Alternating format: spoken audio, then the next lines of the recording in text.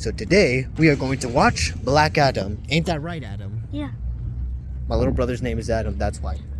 Hello there guys, it's Math Dominus, and today I'm going to be reviewing Black Adam. Finally, after seeing it on opening Thursday, I finally figured out what are my thoughts on Black Adam. And I gotta say, I really like this movie.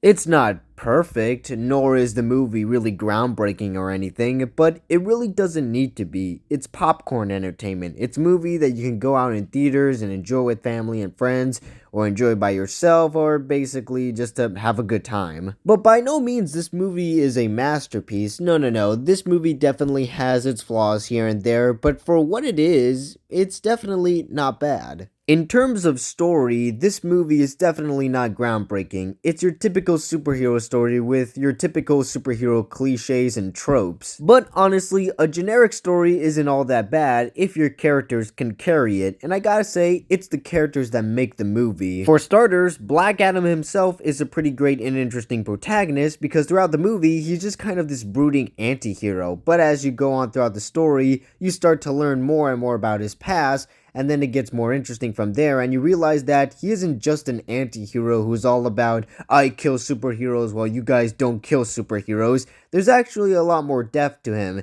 Now, I will say, his acting is pretty average. I mean, it's Dwayne "The Rock" Johnson. Acting has never been The Rock's strongest suit, and he does mostly make the same stoic face throughout the entire movie, but it still doesn't take away from the fact that his character is still a pretty interesting one and goes through an interesting arc. Other characters are Dr. Fate and Hawkman that I really liked. Hawkman is just your typical superhero who wants to do things by the book, but Black Adam always doing some anti-hero stuff like trying to kill people, and Hawkman just gotta bring him down to earth and say, we don't kill people. And Black Adam's like, yeah, but I do. And Hawkman just kind of has to deal with the fact that Black Adam is the typical anti-hero. And Dr. Fate is this really cool old guy who's also a really nice dude, but you can tell that he's got a lot of history to him between him and Hawkman. It makes for an interesting character development, but if I gotta have a criticism here, then it's the fact that Dr. Fate and Hawkman, they aren't as developed as they could have been.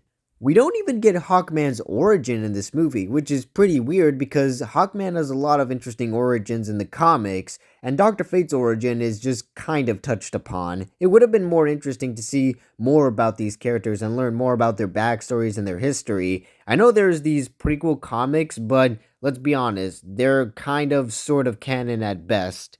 Then you have Adam, Smasher, and Cyclone. These characters aren't bad, they're the comic reliefs and they give off good performances, but they could have been replaced by anybody in the JSA, so it didn't really have to be specifically them. I mean, Cyclone was originally going to be Stargirl, so that's interesting.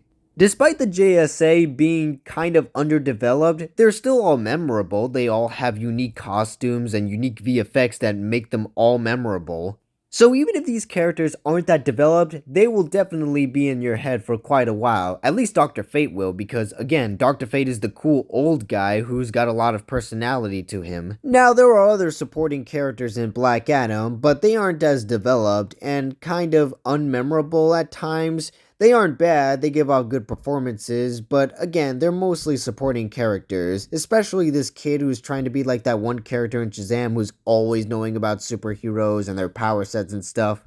I mean, I don't like to be mean to child actors because obviously they're doing their best, and the kid wasn't all that bad, but he can be hit or miss, like towards the end when he's trying to give a motivational speech or something to a group of people, and then his acting is just kind of, so wooden. He's like he's phoning it in or something. But if there is a worse character in this movie, it's definitely the main villain. Yeah, the main villain is just your typical generic evil guy who's there to be the obstacle to the heroes and stuff like that. He's basically Steppenwolf from 2017, or Gord the God Butcher. I mean, yeah, Gord the God Butcher had his motivations, but so does Sabak, the main villain, and even then that doesn't save him from the fact that he's not that interesting.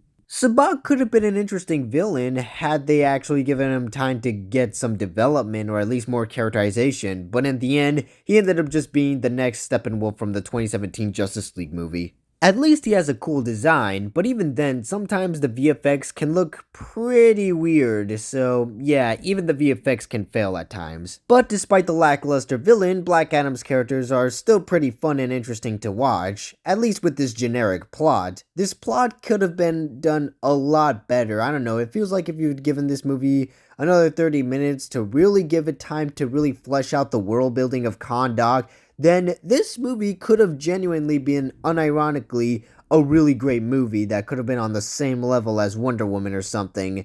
But for what it is, it's not bad, alright? It's just your typical fun, entertaining story like Godzilla vs. Kong. Speaking of world building, despite the fact that this story doesn't really have a whole lot to offer, what I do love about this movie is its connections to the larger DC universe. Finally, the DC Extended Universe is acknowledging that it's in a shared universe. For a while, the DCEU movies have been trying to kind of sort of make their movies more standalone and not really reference the whole larger universe outside of these standalone films. But now, we're finally getting connections to Superman, Aquaman, and all those other heroes. And of course, there's that post-credit scene, which I won't spoil what it is, you just gotta see it for yourself, but you can probably guess what it is. It's just good to finally have a DCEU movie that acknowledges that it's in a shared cinematic universe. But speaking of the DCEU, does this movie really save the DC Extended Universe? Well, not from Rotten Tomatoes, that's for sure, but then again, DCU movies have always had the lower scores on Rotten Tomatoes. But does this movie draw hype for the DCU? Well, I'd say, it's at least a good starting point. The movie isn't great by all means, it's definitely a generic entertainment film, but I don't think it needs to be more than what it is, because at least it's definitely steering the DC universe in a much better direction. It definitely seems like it's a bright future for DC. They got James Gunn and another guy to run DC Studios as CEOs, they might be removing Amber Heard in the upcoming Aquaman movie, and in general, they seem to be having a plan for DC. Finally, there's going to be some sort of overarching arc. I hope. But for now, I'll give Black Adam 8 stars out of 10. Again, it's not a masterpiece, but it was definitely an entertaining movie, and probably the most entertaining movie of the year.